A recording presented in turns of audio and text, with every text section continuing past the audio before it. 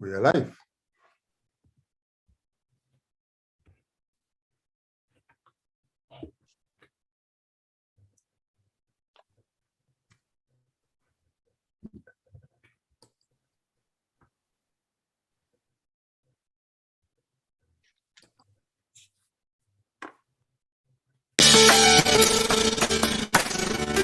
Zambia Blog Talk Radio.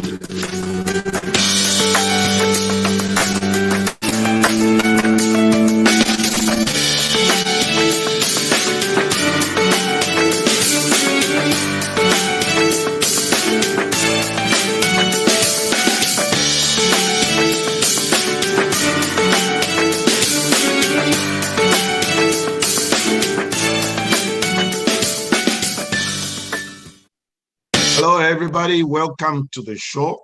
It is Saturday, December 18th. Exactly what? 7 days before Christmas Day? And like they say, happy holidays, Merry Christmas, compliments of the season. Hello, Mr. Mashonga. Which one do you prefer? Happy holidays, compliments of the season, and Merry Christmas. Which one do you choose? Compliments of the season, Uncle Nathan. Compliments of the season. Okay, compliments of the season to you, my friend. Thank you so much. Compliments of the season too. All right. And my friend in Canada, what do we say? Happy holidays or Merry Christmas? Which one is it? All of the above. All of the above. Okay, so you fill in the blanks according to your choice. And everybody, welcome to the show. Like we always say, please share this link. And we have an interesting, not just an interesting topic, but an interesting guest that we are hosting this morning, afternoon, evening, those in Western Australia and the New Zealand areas who are joining us. We're so glad that you are with us. Kasulova, how's the weather there? Is it raining? What is going on? So it's cloudy. I suspect some parts are actually are experiencing rainfall because it's cloud cover. It's fairly cool and chilly. Yeah. Okay, excellent.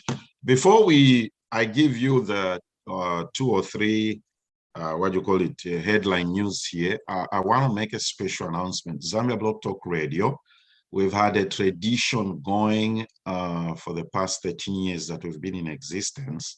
Next year will be 14. So Christmas is just a special time. It's a time to give. God gave his son for us, okay? And it's a time of giving. So we've always had that tradition on this show as well, where we pick Roger? We pick a non-profit organization which does... We pick a need. We pick a need. We pick a need. Something like that. I like that. You know, I have a friend who says ministry is identifying a need and doing something about it. I like that. Yeah, that's what my friend says. Okay, so we identify a need in the community in our beloved country, Zambia, and then we raise funds so that we give those groups of people. We've done it for the street kids. We've done it for different people. So this year, we are going to give to Matero Center for the Elderly, okay? So that's what we are going to do this year. So we're going to show you the flyer and the number where you can share you can send your contribution. It's a Zambian number. And so that that's the name under that number is Roger Charlie. Look at the way Roger is spelled. Unique name. These Hebrew people are very complicated, so you have to make sure you spell it right. So this is what we are doing today. We want to make sure our elderly folks at Matero Center for the Elderly have a good Christmas. We want to fundraise, give them a sumptuous lunch so that they can have a wonderful Christmas just like all of us, okay? So we're going to talk about, we'll be showing you this as this segment goes on, and then in our next segment as well, we shall be showing you some of these things. Okay. I think let's skip the headlines. That's the headline for today. It's the Christmas thing. Okay, Kasuluba, what's happening today. Please introduce our guest and let's get going. Okay. Good morning, good afternoon, good evening, depending upon where you're joining us from.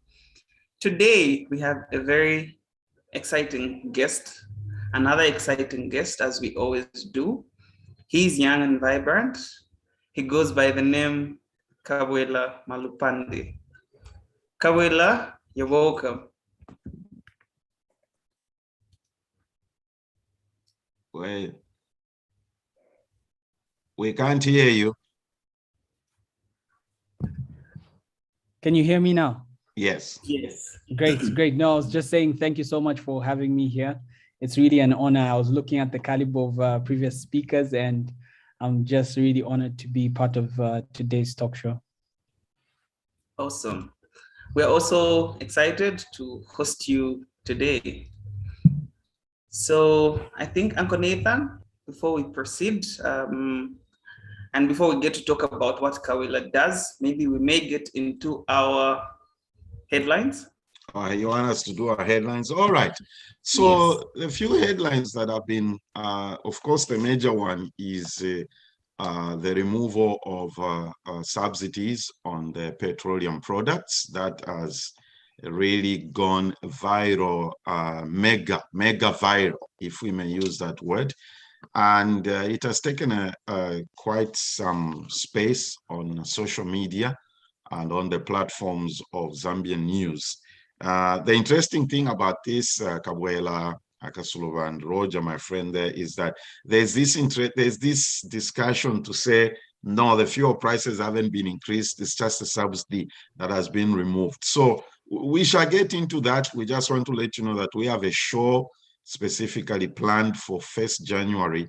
We'll be talking about IMF and Zambia deals or relationships, okay? The next headline that was trending in the news is the detention of Mr. Nakachinda, and it also sparked a lot of debate and discussion about that clause or the law of defamation of the president. People were saying that's an archaic law, it needs to be removed. It was put in by the colonial masters. So I understand Mr. Nakachinda spent one night in the cells. The following day, I think he posted bail and he was let go. One thing, look, we don't want to be political and throw stones here. One thing that people need to realize is in this new dawn democracy, as I'm calling it, the buzzword is new dawn government, but I am calling it new dawn democracy because people were not able to express themselves in the previous regime, but now you can protest and the police won't throw tear gas. So you can be detained or arrested. You're not going to spend, all these officials who've been arrested or whatever, we've seen the trend. They haven't spent more than 2 days in the cells. So we need to kudos to the new dawn democracy. And the final one is about immigration pouncing on Sunzu. There's a debate that, well, if Sunzu is a foreigner, is suspected to be a foreigner, then the national team needs to surrender the Africa Cup of Nations. Well, that's besides the point. So those are our headlines, and back to you, Kasulova. Thank you so much. Very interesting headlines and topics, like you've brought them out. Looking forward to delving deep into some of them in the second segment. Like we had made mention, we have Kabwela today.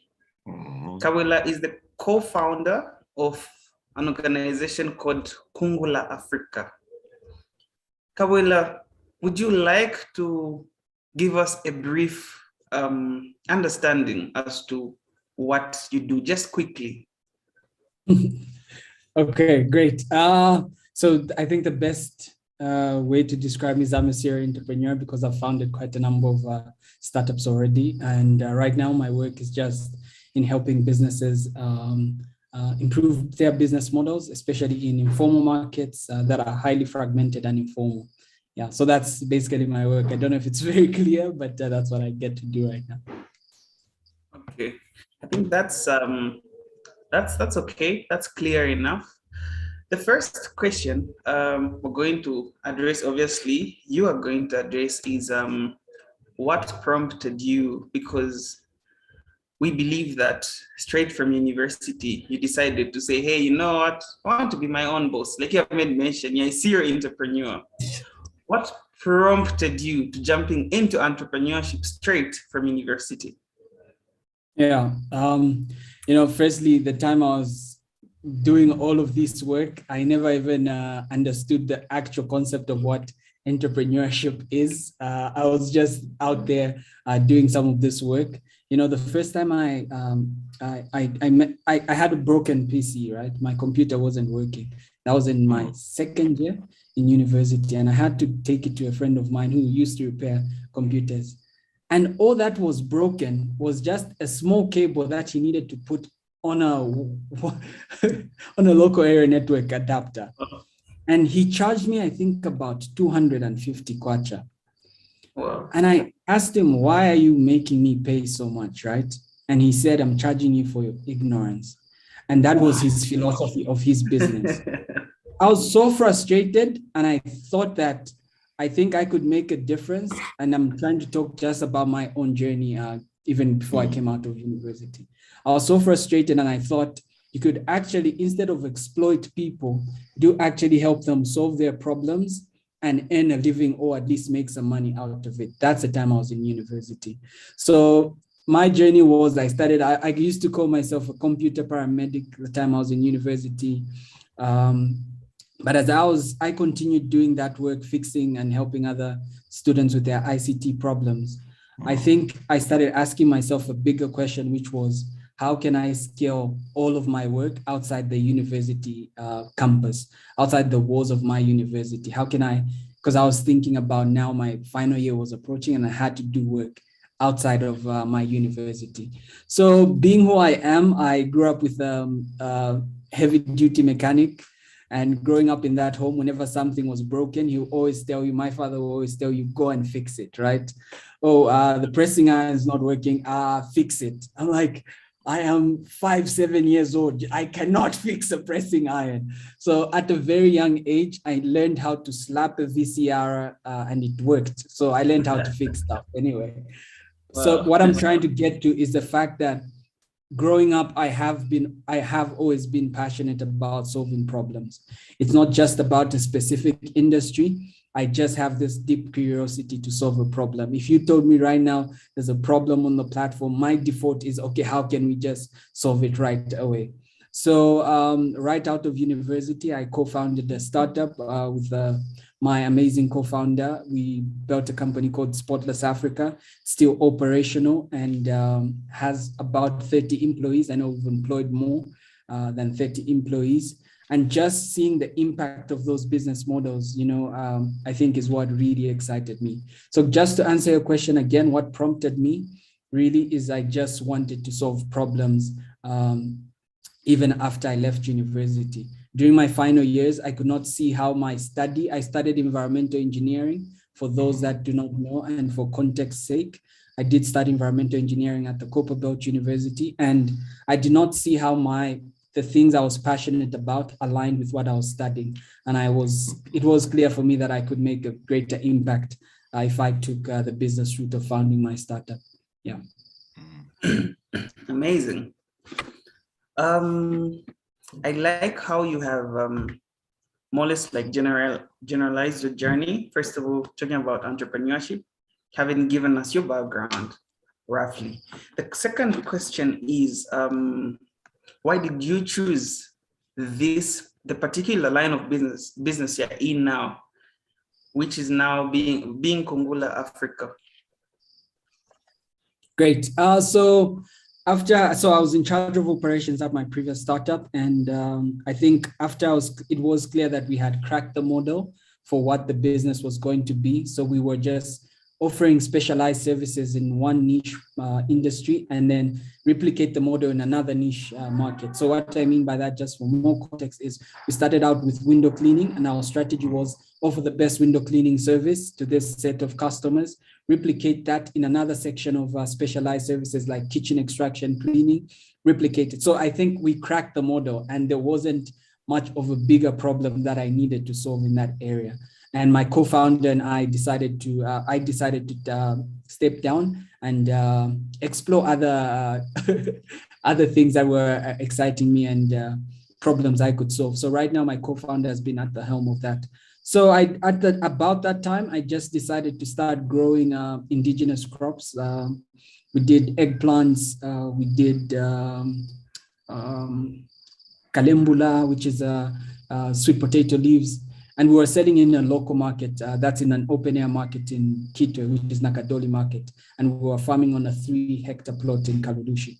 So what used to happen is in the morning, I had to wake up in the morning as early as 4, drive to the market and meet these marketeers who are called in the local language Bemba Banakungula.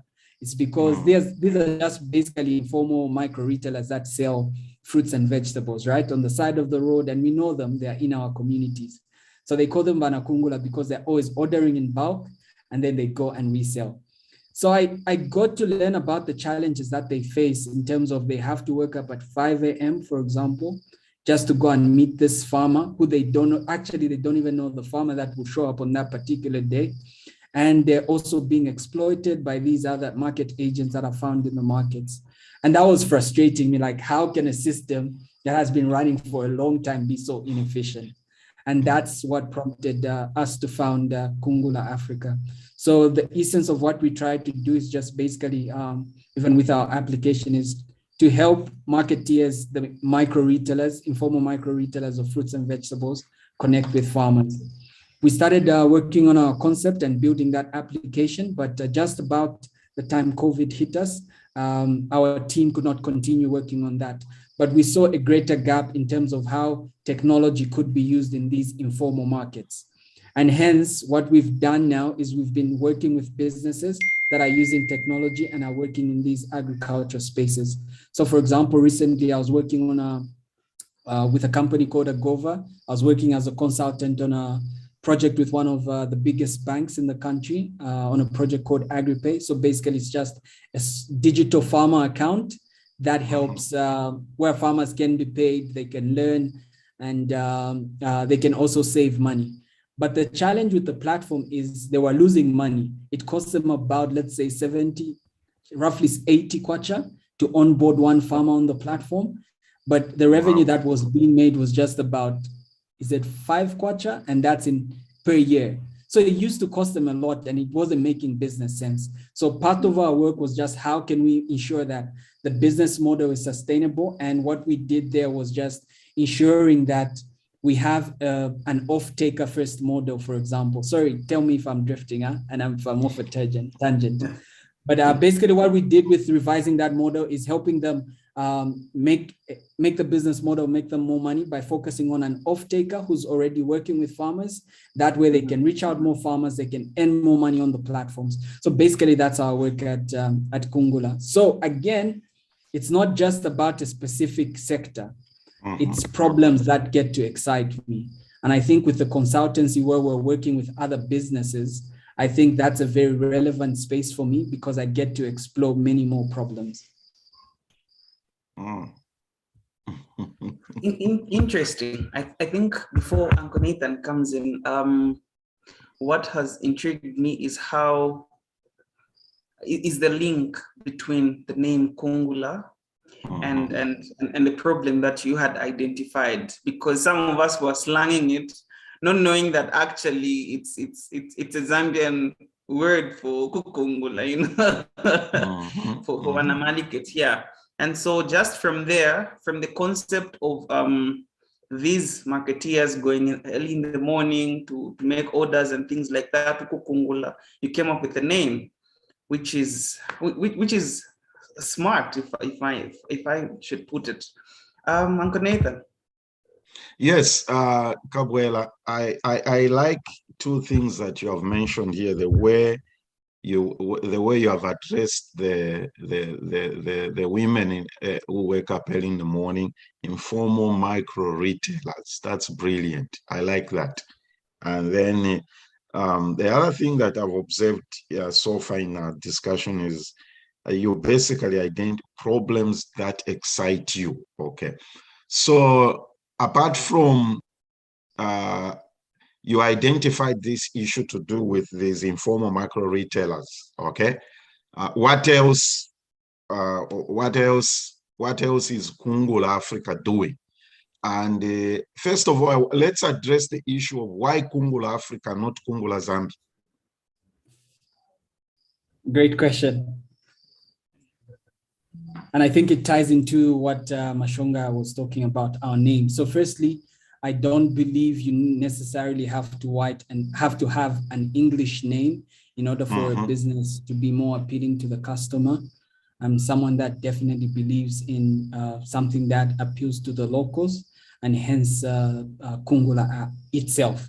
The second part of our name is Africa, and it was very deliberate because it speaks to the scale of where we want to work and the level at where we want to be.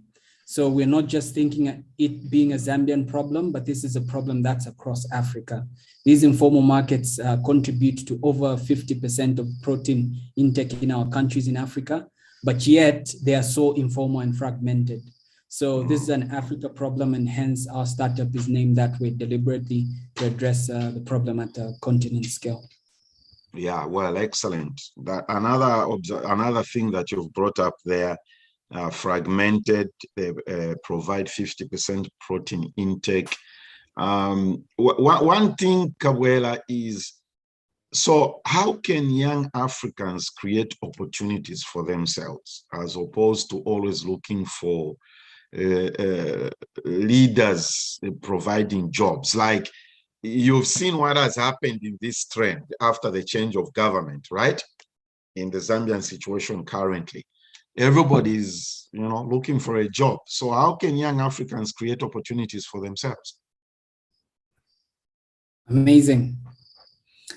So firstly, I want to state that I think it's our leaders' responsibility, firstly, to create an environment that enables us to provide those jobs, or at least an ecosystem where those jobs can even be provided, right? Or where entrepreneurship itself can thrive, even art and all of these other things. That's definitely our leaders' responsibility. But as the young people, I do think and believe that we do have a role to play as well. Sorry about that. I do believe we do have a role to play as well.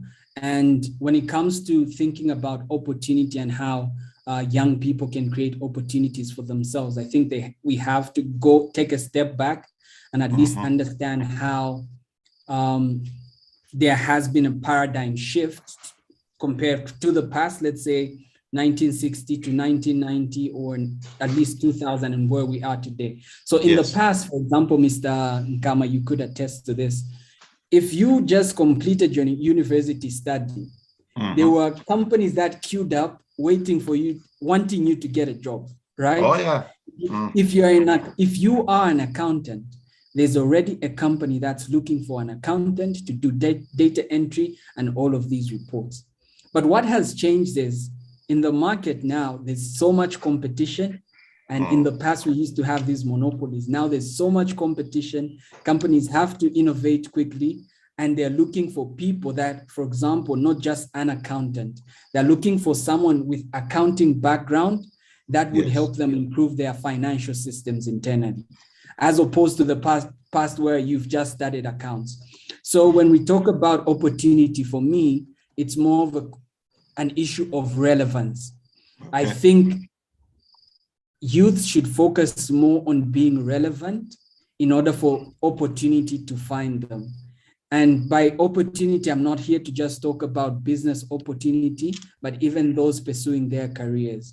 So if, for example, you want to be an accountant, and I think this is a problem that's usually with the way our universities are structured. I think they're not helping us to be very thoughtful about this. I mean, and just to let you know, for context is, when you're going to apply for a place, let's say at the Copperbelt University, all they're interested in is, did you get good grades? What do you want to study?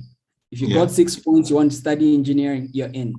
But they don't help us be thoughtful in a way that, why do you want to study this? And what world problems or local problems will you be solving if you pursued this? When we are more thoughtful that way as young people, we start to become a lot more relevant. And I always advise, I think, like I said, if we're going to have this conversation of opportunity, young people need to be relevant. How? I have an easy way, because I think for me, not really easy way. I think this is a path that I've taken. I think solving problems that are relevant for the people I serve, the communities I serve, and businesses that I try to help out. For example, something like window cleaning the time we're in university, right? Okay. Window cleaning business. So you did window cleaning when you were students? Yes, that's the first startup we had. That's how it started with my co-founder. So basically we wake up at 5 a.m., go and clean windows at a nearby shopping mall. I started getting interested in glass because I was working on a glass recycling project. But I was just so amazed that every time I walked in a shopping mall, the glasses were dirty. And I wondered, what's going on here? But one thing I realized is no one was helping the businesses, because these businesses in the shopping malls really rely on the windows to be clear, because that's where they display their stuff. That's so right. A simple problem like that, right? It's very simple, but very relevant for the businesses. And because it's relevant, opportunity to even earn an income for myself showed up. We learned how to do it, and it was a relevant problem. So how can you translate? Yeah, go ahead. I think you're itching to say something. So tell me, so you see, this is when Kasuluva and I were talking about how we're going to do this. I told him, I said, let's just go with what he said.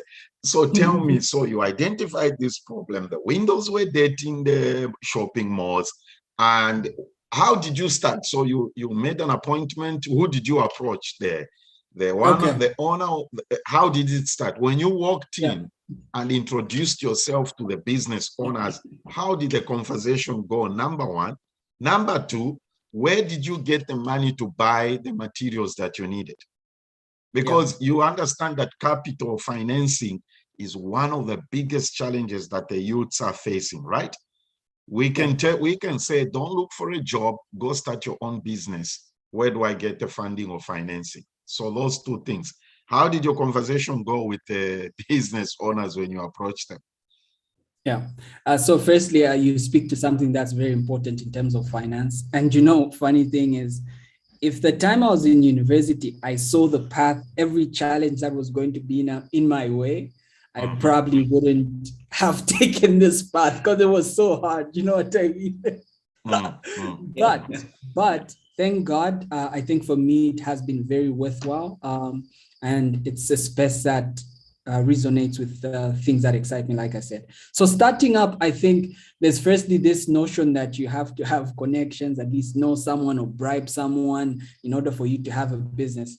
But for me, really was just that curiosity. I walked into the first store I did was, before I even walked into a store, we printed some business cards. I watched some videos online on how people have been cleaning windows, did my research, and we printed some cards. And when we went to the first shopping mall, I think we approached about 40, 50 stores. And guess how many customers we got the first day? Zero customers. No one was interested. But when we constantly kept engaging with specific store managers, trust me, people do help out. And especially if there is a problem, a relevant problem, coming back to relevance, it's a relevant problem. Restaurants need their windows cleaned, need their windows spotless. We kept going back, and what we said was, we're going to do it for free. I would do it for free. We did it for free just to show them the difference. And when they realized how different it is, they were easily willing to give us business. And we scaled that business with my co-founders to 5 different towns. And now over 30 employees, though I'm not directly engaged in that business anymore in terms of the day-to-day. So I sit on the board. Went to CBU, this was in Kitwe where this was started, right? So that began in Kitwe. The first shopping mall we did was Mukuba Mall. We moved to Ndola, we moved to Lusaka, we went to Kabwela, we went to Kafue as well. So, but in terms, you spoke about something interesting, which is money, raising financing, right? How did we finance this? core business and other businesses that I've started up. So there are two concepts. Obviously, in other ecosystems, it's easy for people just with an idea to raise financing, right? But here, obviously, there's this challenge that we have of the missing financing for the missing middle, people that are looking for financing between about 10,000 US dollars to about 100,000. So, and the challenge is because most of the funders are coming from abroad, right? They're outsiders. And they have their own definition of what an SME or small business is. Mm-hmm. So when you bring those, when you bring that kind of, you have that criteria for defining what an SME is, which is not in line with the local context of what an SME is. Most SMEs cannot fit those, do not meet those requirements. So you find that they're looking for more mature companies, and those are the ones that get more funding. But there's this missing middle of 10,000 to 100,000 of financing that's needed. And for us, I didn't grow up from, I wasn't raised in a very well-to-do family, just middle class. And we didn't have the money. All we started with was one squeegee. A squeegee is the rubber thing that wipes off water, one washer and a bucket. And it was just ourselves doing the window cleaning.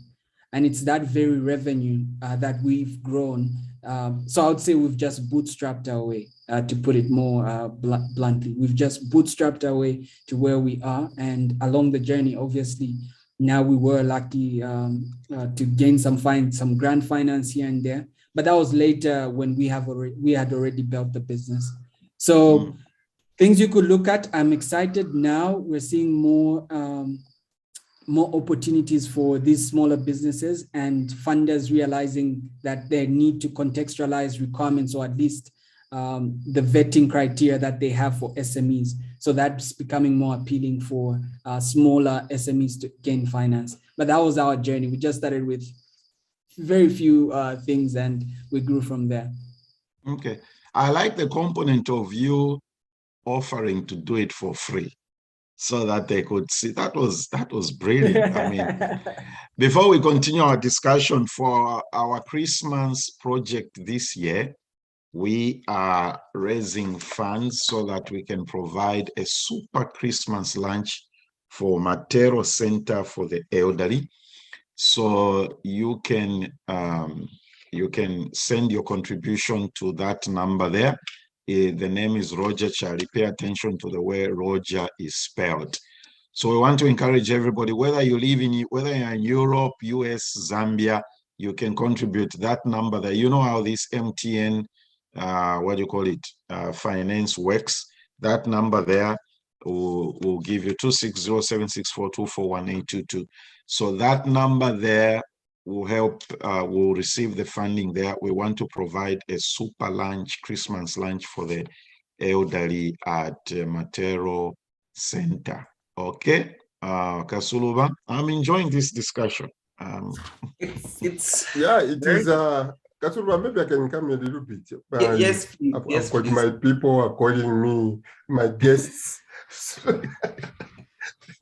But that is okay. It's a very interesting discussion. I've always, Kabwela, I've always been interested in Wakungula you talked about. Yes. About, like something like small loans with them. But my question is not there. My question is, being a serial entrepreneur, sometimes I consider myself like that. We have a tendency of starting something and not making sure it finishes. Your brain is telling you start something else, or you're already starting stuff. But my question is, so how many do you think you've started and how many have you completed? That's number one. Number two, if you also have a serial problem where you are starting things, you reach in the middle, some other idea takes over. How have you been able to control that one? The last question is what you talked about, the university, the Copper Belt University, where we are not being taught relevance, the way you put it. Yunza is the same problem. The whole entire education system has no relevance in Zambia. Question is, as an entrepreneur, what is your next plan to attack this problem? Because that's what you have said. Identify the problem. So we have identified the problem with your education. It's not relevant. Over to you. Thanks a lot, Mr. Charlie. So you speak about quite an interesting one, which is starting many different problems, right? There are always these things that excite you. And so as an entrepreneur or young person who's just trying to take on whatever career you want to decide to take on, I think firstly, one thing that's key is that level of self-awareness. So taking time for self-introspection to just understand the type of person that you are.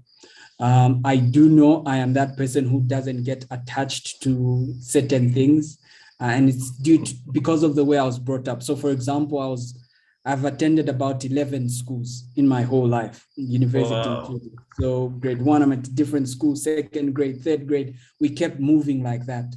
So even my friend, I can't remember most of my primary school kids. I can't remember. And it's built this thing where I'm not so attached to certain environments and things, and I'm able to evolve quickly. So right now, just tell me you need me somewhere, I can take my backpack.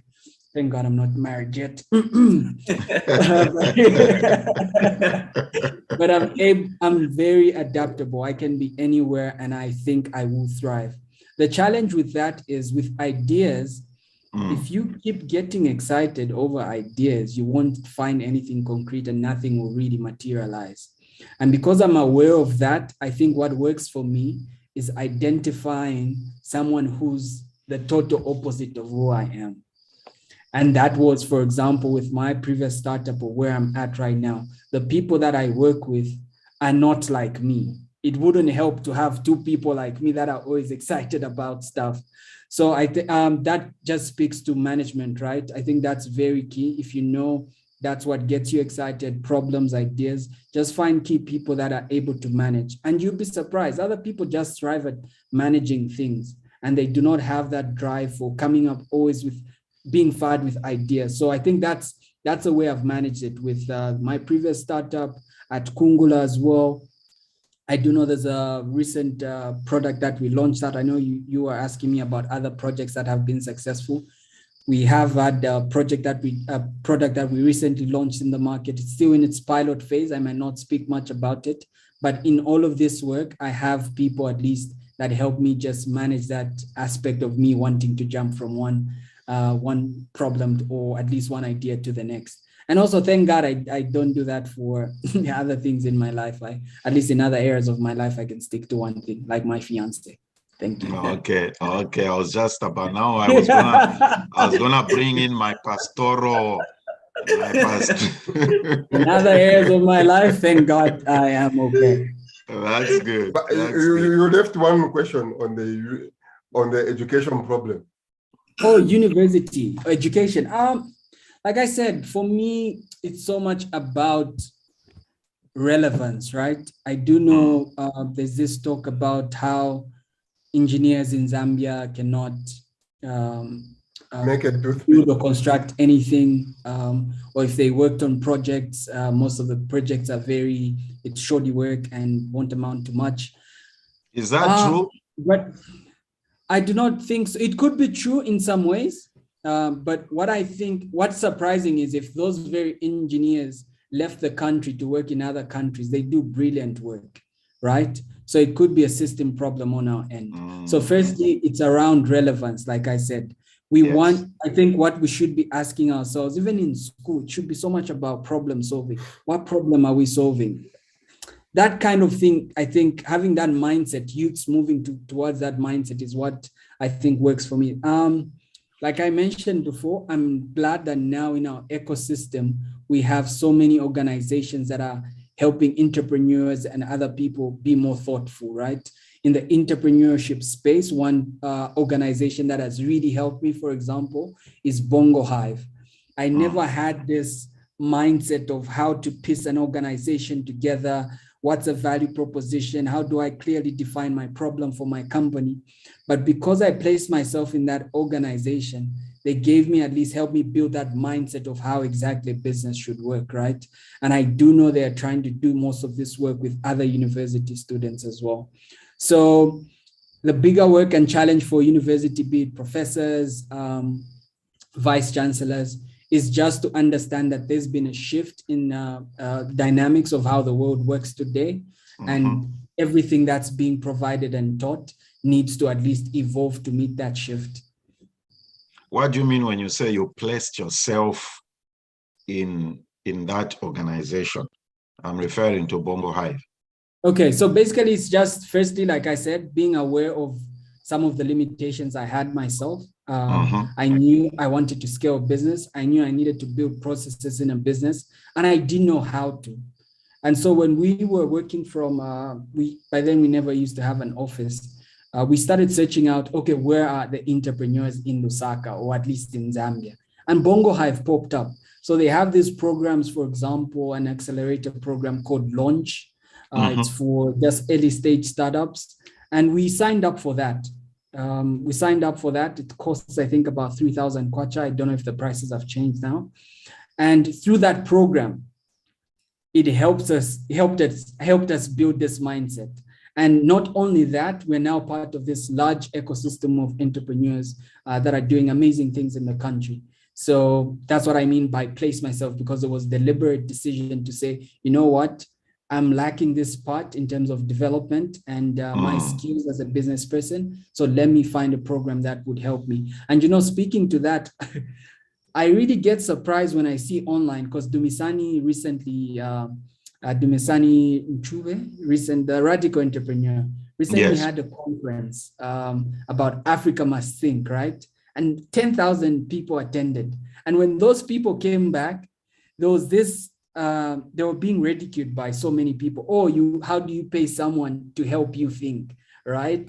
How do you pay someone to help you think? Can't you just think on your own? And I beg to differ, because I think my whole life has been built around learning and paying to actually be taught, or at least think better. The same thing with universities that we've attended, or colleges or schools. Since grade 1, many people have been paying to help them think, right?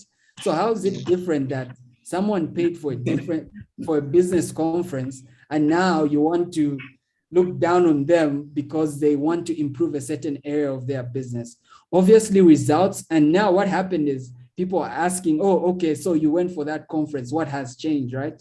Sometimes the result might not be immediate, right? That's true. You know, the famous, there's a quote, which is a grain of rice can tip a scale, just a grain of rice, right? Keep just a grain of rice. You might not know, just a message that one person might hear from this session might change their whole life. It might just be very easy and simple, but that is what might help them change the direction of their life. So again, I always encourage people to place themselves in areas and situations where they are improving, and that has helped me a lot as an entrepreneur. Let me throw a grenade at him. Then I stop. First, well done. Back to education. I think you've addressed more on the university. Where we are, Nathan and I here, the kids who are running the economies here are grade 12 kids. That's how relevant their education is. Wow. My grenade to you now with YouTube, Kabwela and Kasuluwa here, we need a project now which starts to look at kindergarten projects. What are the projects that they are doing? That's the way they teach their education here. What is grade 1 project? What is grade 3 project? What is grade 7? We don't want to reach university with useless people. They reach university, all they have is memorize the material. Yeah. You guys, I can see it. You can change, you can begin to change that. Grade 5 should be able to paint a vehicle. Grade 7 should be able to fix a car. Dismantle the engine and rebuild it. and you don't need anything else. Everything is on YouTube. If you need bundles, let us know. To create these classes. I'm serious. If you need bundles to create these classes where people can start to learn, you don't need a professor, this professor. YouTube is there. Is it a projector? We send it to you. You have a class. People, bam, bam, bam, bam. What can't you fix, Nathan, where we are here in the house? Anything. You don't have, your Bible is this, you go on YouTube, they'll tell you, someone is there to tell you what to do. So that is a grenade. I'm thinking and just to speak to that, Mr. Charlie, you speak of something very important. So, when I was in university and thinking about how I can use a business to impact lives and just make a living for myself, I went to YouTube, right? The only problem I found is the people that were on YouTube were not Africans. They did not understand my context, right? And some of the solutions they were providing, or at least suggestions, weren't relevant for me. I mean, I'm a firstborn in my family, and there were suggestions like, I just quit my school, I quit university, and now I'm doing all of this thing. I'm like, okay, now this is in hindsight. In their ecosystem, young people in America or Europe, they can thrive without an education, right? But here, I need an education. Moreover, in the business space, even just to raise finance, for you to appeal more credible to people, you really need that education. And I always encourage my fellow young people, finish that college program, university program, go all the way to the end. I almost quit in 4th year because I just wanted to go and build my business. And I would be regretting right now. I do know I want to further my education and do something more related to globalization, business, and management. And imagine if I threw away that opportunity, right, of just quitting school. And I don't know how it would have turned out. I'm not saying you cannot be successful if you do not have an education. You can definitely be successful, but obviously it will be a lot difficult and harder for you to go through the journey. So speaking to what you were mentioning, Mr. Charlie, I'm more someone who believes in Africans at least providing solutions or at least recommendations to fellow Africans. And I know I've been doing that with Growth Radio. So I host a show called Growth Radio. And it's because there are certain things that I've learned along my journey that I think other young people could use and help them create that opportunity for themselves. For example, I wasn't good at writing. I will not lie to you. Writing, all I knew from university was, let me just copy, paste, I ace my exam. But when I came into the real world, I had to really I was required to type, right? Like, come up with a paragraph. You cannot plagiarize. This is relevant. Explain to me, how do you do your business? Explain it. There's nowhere you can copy and paste. It's your idea, it's your thing. And I started improving. I remember I bought this book, just how to write. It was damn expensive to this day, but those things helped me really get to where I am today. And I use Growth Radio. You can look for it. I think if you just type my name, Kabwela Malupande, you find Growth Radio. I'm always sharing tips and lessons. And I think for African youths, because I have gone through the journey, and I think there's something that they can learn. Well, you've given us context. I don't think I suggested that you don't complete your school. Did I suggest that? No. Okay, No. I just want to make sure I didn't say that. That's not number one. Today, again, when you go, you ask someone how they do this business in Nigeria. Someone will give you in the African context. In our next show, we are going to visit 4 countries in Africa, how they do their Christmas. It's amazing. Within Africa, the context is there. Yeah. But thank you for the work you are doing. We are here, you guys, to help you out. Thank you. Definitely. It's really interesting and exciting. So I'm here. I'm listening to Kabwela, then I'm relating to some of the things, and then I'm like, yes, I can relate universities things and all that. Yeah. Like he has said. But I think I'm thinking now, young people need to start a movement where they start educating. There's a shift into how the education works, like Kabwela has put it, where it's all about relevance and the skills and how we can make things work, not just go and do this and do that when there's no relevance. Quickly, the other question now, in line with what you're from saying, because you made mention to say you're now operating with a network, besides Bongo Hive, at least now you're in a network of entrepreneurs, which is very important for a business person, or rather an entrepreneur, to thrive. So then now, how can young Africans get united and work together in the business world? Interesting. Yeah, that's a good question. I think for young people, so there are many ways in which they can collaborate. Firstly, as an example, time I was in uni, my co-founder were in the same university, right? That's a collaboration in itself. So I think we are able, especially if we're part of groups. So in the time I was at the Copperbelt University, we were lucky because our chaplain formed a group called Uwezo, and he was identifying young leaders within the university. And that's how I met my co-founder. I was like, wait, what? You're also doing this? Because sometimes it was lonely, right? Because I thought I was alone, the only person thinking like this. But when I met my co-founder, I'm like, really?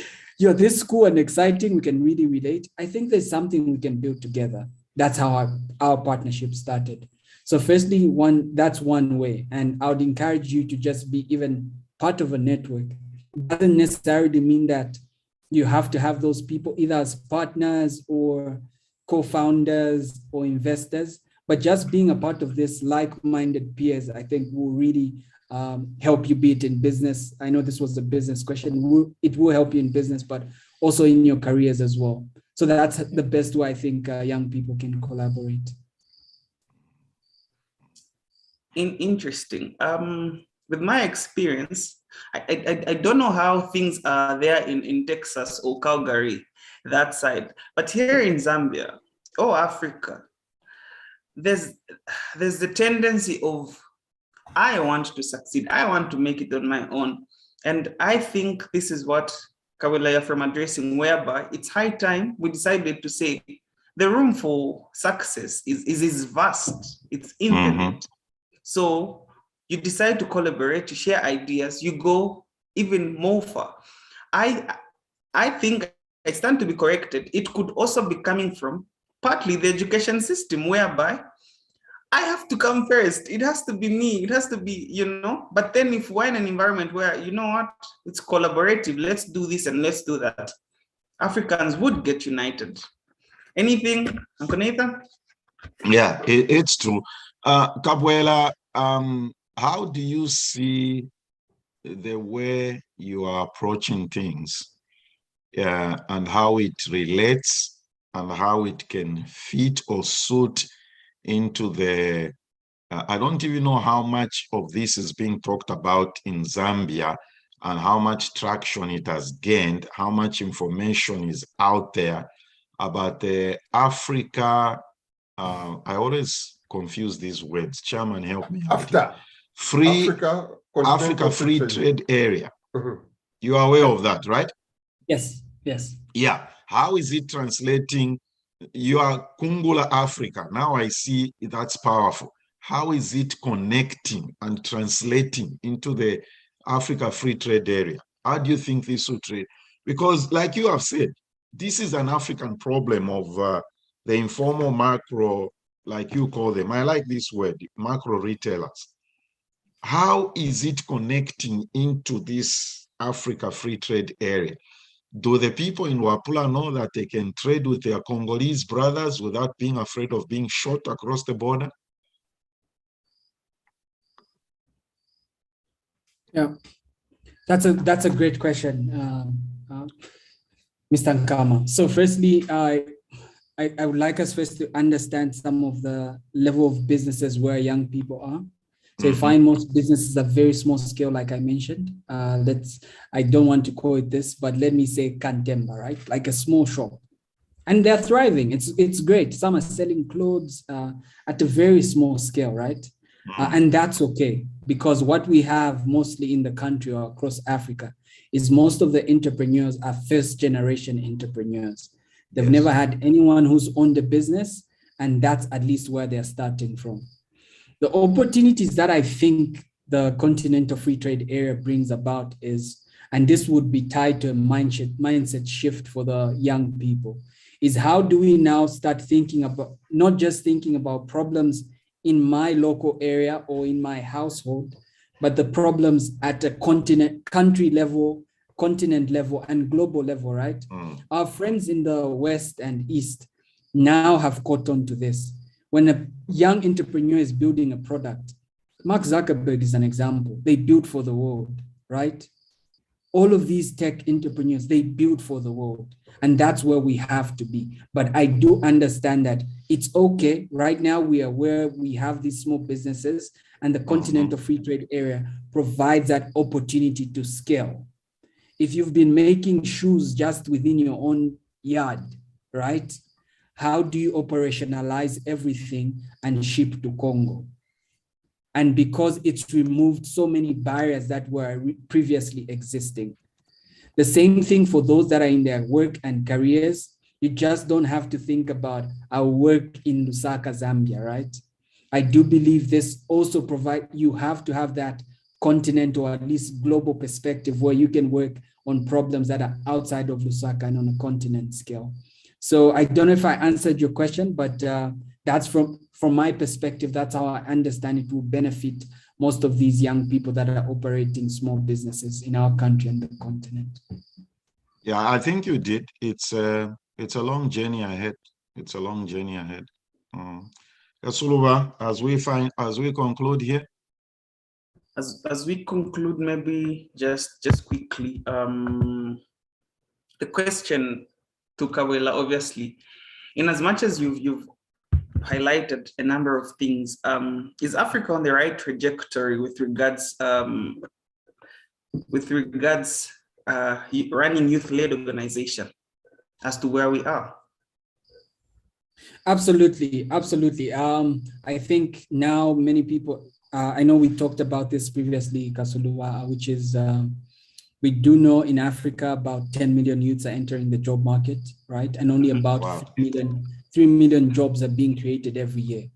So we have a huge gap, right? Yeah. And it's a ticking time bomb if these youths don't get jobs or more jobs are not created, right? Yeah. But I think many people are catching on. And what's exciting is because it's real Africans that are catching on to this. For example, in Nigeria, the Tony Elumelu Foundation, right? They are empowering more Africans to create more jobs for themselves. In our own context, our own government, the time for registering a business, for example, is just within 24 hours, everything done. You have your tip in, they are really trying to improve processes. Okay. More organizations, like I mentioned, Bongo Hive, we have hubs that are coming up all across Africa, just trying to empower youths and to create these jobs. So I do believe, I'm very confident that the future is really, really bright for Africa. And I'm confident all of these initiatives are setting us up on the right trajectory for the continent. Excellent. Well, this is what I'm going to say. Kabwela, welcome to Zambia Blog Talk Radio team. I'm excited. We plan to start weekly, midweek shows next year. So we could do some series with you. Don't you think so, Kasuluba? We shouldn't talk about this once or 2-3 months, but this should be a continuous process so that we change some mindsets and things like that. Okay, thank you so much, Kasuluba. Good job. I've enjoyed this. Okay, he dropped. Okay, Kabwela, thank you for doing this. And we would like to engage you frequently. Like I said, welcome to Zambia Blog Talk Radio. It's important. Merry Christmas to you and your fiancé.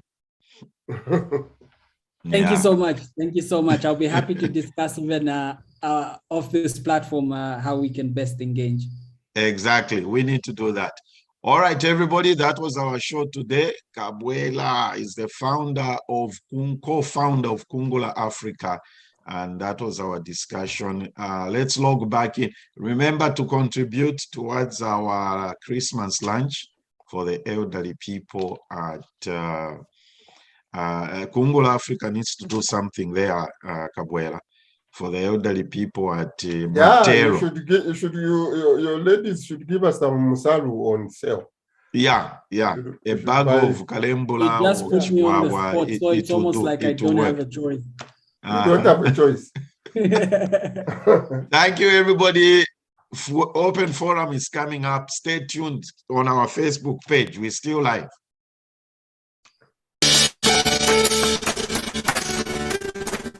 Zambia Blog Talk Radio.